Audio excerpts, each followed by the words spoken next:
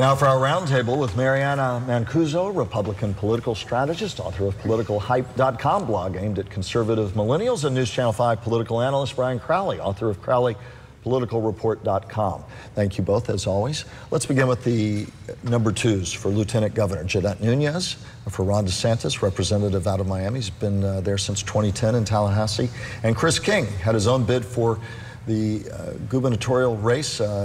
Fell way short, finished last. Now he's going to be Andrew Gillum's running mate. Quick take, does it really make any kind of difference?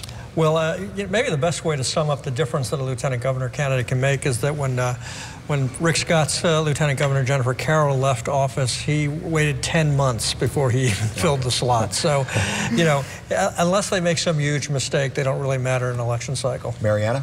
I think the only difference that it will make, especially on DeSantis' side, is that it's allowing a place for moderates to find that there will be a moderate voice on the ticket with DeSantis, as well as a reason to keep him in Florida for the rest of the cycle. The primary race for Congress well over by now. Of course, everybody's set up for the big races. Lauren Barr and Brian Mast, the Democrat versus the incumbent Republican in Congressional District 18. A lot of money pouring in there, considered one of the pivotal House races in the country. Talk about how you think it shapes up.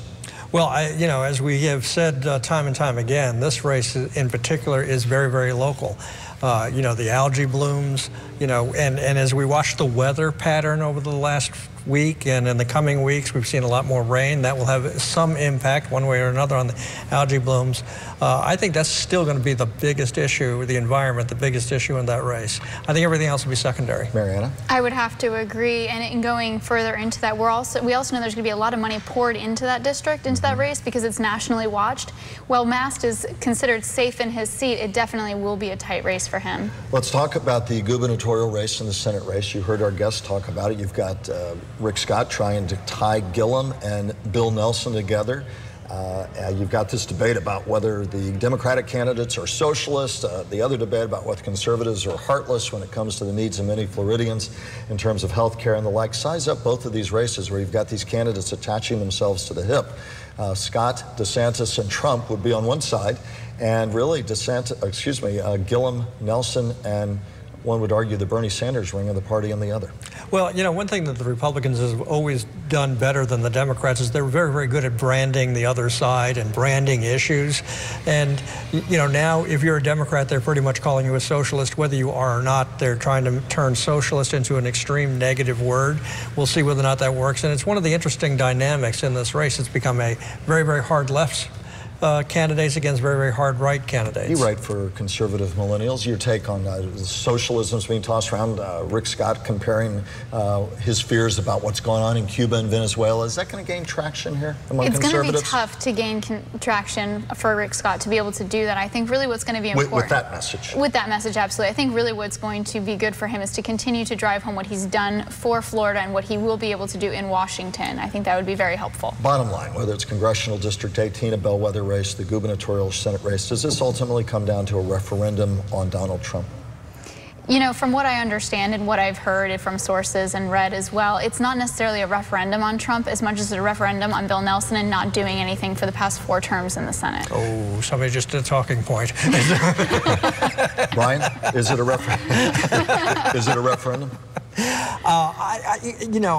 Donald Trump is a referendum each day, so a lot of it will depend on what he's doing in the days coming up to the November election. So he may be the one who turns it into a referendum on Donald Trump, because he's already said he plans on spending a considerable amount of time campaigning in Florida. He's very, very actively supporting Ron DeSantis. So yeah, I think some voters will be going to the polls based in part on whether or not they like or dislike Donald Trump. The week has been consumed by the New York Times anonymous column talking about the fact that there are those in the White House who are the resistance, trying to restrain the president from his worst impulses. Republicans are saying this is unbelievable that somebody in the White House would do this, and that the New York Times would publish it without putting a name to it. A lot of issues to kind of peel back, but as a journalist, your take on the New York Times taking that anonymous column, and the wider take that we're living in a time where this kind of debate's become so public, so nasty over the last week, and again, it's going to inform what a lot of people think about these parties headed on into the rest of the fall. I have mixed emotions about the New York Times allowing somebody to write this anonymous column. Part of my career I spent on an editorial board. I certainly sat in on any number of editorial board meetings as candidates that I covered. it's a little bit of a leap for me that they did this. On the other hand, you're also looking at the New York Times, and they're basically putting their reputation on the line that we're to believe that this person is indeed a very highly placed, very significant individual. It better be. Mary Anna? I think that historically speaking, if we look back to the Founding Fathers, we remember that they published the Federalist Papers under anonymous names for fear of the treason that they were committing under the Articles of Confederation to ensure that the Constitution could in fact be ratified. I don't think that this is that far from a stray. Now, for those of us that aren't historian scholars, we may forget that at times, but I think that this is kind of a nod back to that point in time in history. Thank you both, and we will be back with more in just a moment.